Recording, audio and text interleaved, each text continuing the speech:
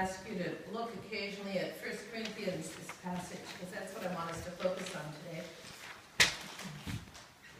You know, Paul is so misunderstood by a lot of people. And I think one of the reasons is, well, there are a number of reasons, but one of them is that people forget that these are letters. You know, and if you read in a certain kind of way, when you just pull everything out and it has equal value no matter where you pull it from, you forget that these are letters written to a specific situation and written by a very unusual and wonderful person.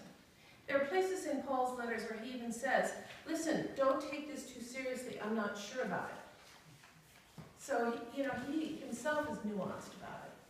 And the other thing is that Paul is responding to questions. People have asked a whole number of things of him, and he is answering them. So he's gotten a letter from the church at Corinth, and he is answering this wacky group of people. I mean, they were wacky, enthusiastic, they were rather proud of themselves. And they asked him about getting married, about food sacrificed to idols, about worship, about circumcision, about the resurrection, about the Eucharist. And in this letter, he is responding to all of these. So he'll say, now concerning this, you know, you asked me about this, let me tell you, okay? You get a great sense of Paul from these letters. He's really smart, he is very passionate, and I mean, it's really great that he is smart. He loves these people.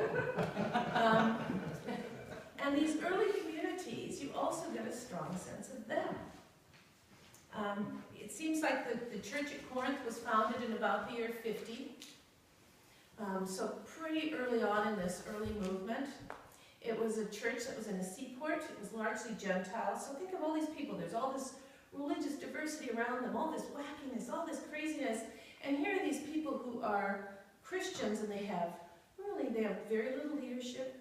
They don't have a New Testament. They don't have Gospels. What they have is, a few of them know something about the Old Testament. And then they also have this letter from Paul. So there's a lot they don't know. This was evidently written in about the year 54. But you do get a sense, if you read the whole of Corinthians, about some of the things that these people were known for saying to Paul. One thing that they said was, gosh, we have a lot of knowledge. We all possess knowledge. And that comes up again and again and again in this correspondence, that Paul will say, okay, yeah, you do have all this knowledge, but. So this happens over and over with all those same issues I listed above about getting married, food sacrifice to idols, worship. Yeah, we have knowledge. The other thing is that they seem to be saying a lot, we are free. We have this great liberty and this great forgiveness in Christ, so we can do whatever the hell we want. And that comes up with all of these as well. Marriage, food, worship. You know, it's like they're saying, wow, this is so cool. We have Jesus, we have the Spirit. We know everything, we can do everything we like. Wow, this is so fun. And so Paul has to keep dealing with these issues and reminding them on the one hand of the Jewish basis to this new movement. You know, so he says, yeah, there is only one God. That's what we know from the Shema. We know there is only one God. And yet these people have grown up in a setting where there is this whole pantheon of gods. So do you see what I mean? It's an incredibly complex and wonderful situation, and it's so much more interesting than just taking this verse here or this verse there. So I want us to just think about what Paul says about this specific situation, food sacrificed to idols, and then see what we can possibly take from that to today in Cook County, Minnesota, 1,960 years later. So in this particular issue, there was a problem across faiths that one of the main ways that anybody would get meat was if it had been sacrificed. This was true in Jerusalem. So if you wanted to get good meat, inexpensive meat, you could go and they would sell it out the back door of the temple in Jerusalem. In all these other places, they would sacrifice meat to various idols and sell it. That was the main way you got meat. It was affordable. So the question, should Christians eat this meat that's been sacrificed to And of course, the Corinthians who wrote to Paul were saying, we have all knowledge, we have all liberty, we can do what we want. What's the big deal? Some were saying, there's no other God but God. Why would this be a problem? You know, you can see your point. That is true. And Paul is saying, yeah, that's true.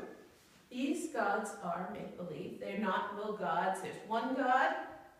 But, he says, I love this line, right at the beginning, if you look at the reading from Corinthians, now concerning food sacrificed to idols, we know that, and here he's quoting, do you see the quotation marks? He's quoting them. All of us possess knowledge. Knowledge puffs up, but love builds up. So he basically says knowledge is great, but it's nowhere near as important as love. And that is Paul's theme throughout all his writing. So we know this, but what does it demand? So he is telling them, well, you know, it's okay. You can, if you're okay with it, you can eat this meat. It doesn't matter. But if you are at one of these places buying meat and you see somebody there for whom this would be just a huge issue, then you choose not to do it so you don't hurt them.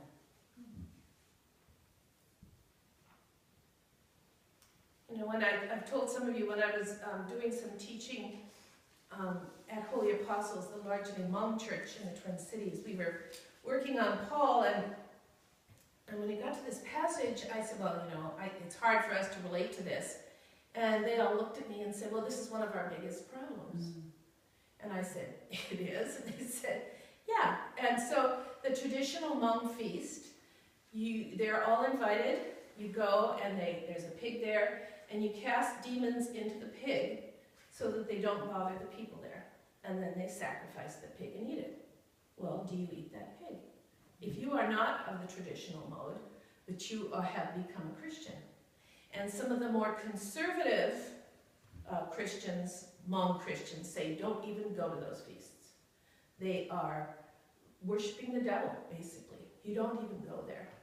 And so the people at Holy Apostles were saying, well, what do we do? What do we do? So I sent them home with this passage, and when they came back, they said, well, we've decided we go to the feast because that unity and that love is so important.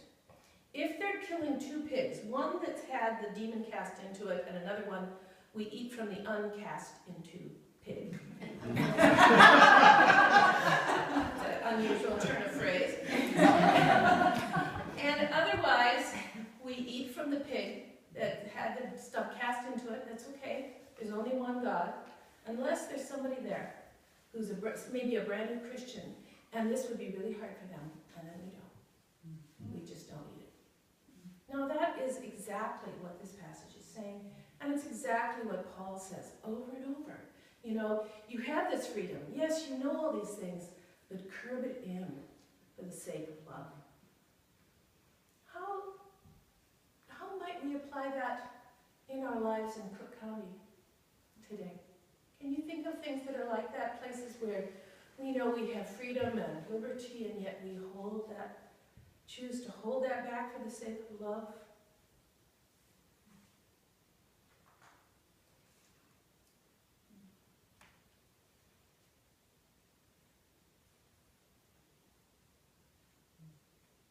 I don't know if it's a bad sign that we can't think of anything.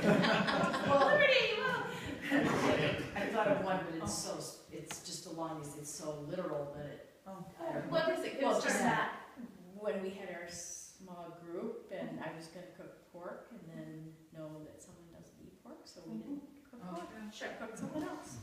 I mean, I think it's something, as you were talking, I was thinking of something sort of tangentially related that Marlon and I have been talking about. There is a restaurant or two around that are pretty well known as drug places. And there's people who won't eat in those restaurants because drugs are available. And we were saying, so does that mean we don't eat there anymore? Or not, you know? Do we support that lifestyle by eating it? See, and that's an interesting point, because one of the ways Paul, as you notice, makes this judgment in here. Further down, he says, if others see you who possess knowledge eating in the temple of an idol, might they not, since their conscience is weak, be encouraged to the point of eating food sacrificed to idols. So it's that looking out for the weak person that we're called to do. Yeah, interesting. But on the other side of that, do you support the restaurant because do the owners really have nothing to do with that? Right. And they still need to make a living. Yeah. Right. You think of other things. Ways that we may have to rein in our freedom for the sake of the greater whole.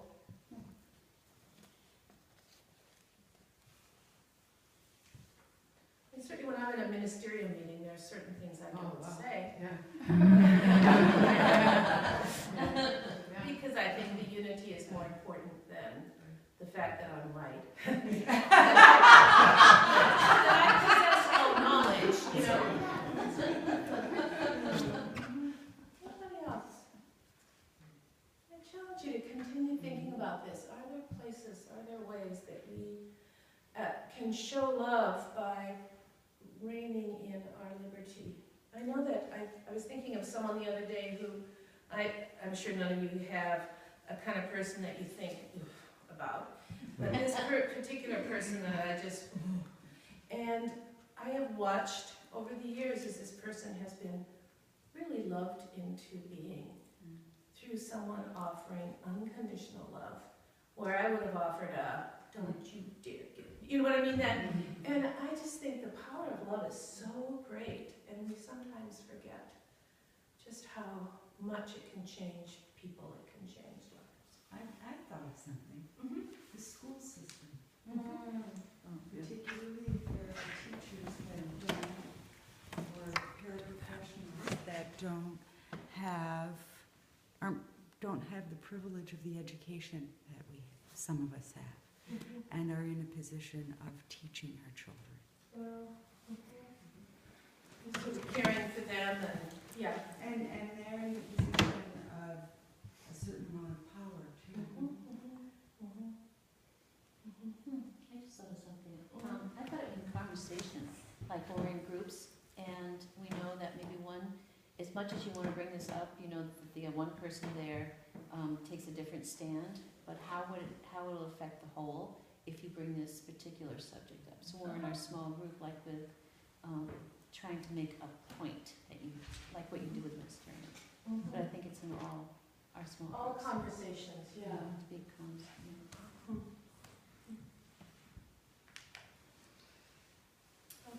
Be quiet for a moment.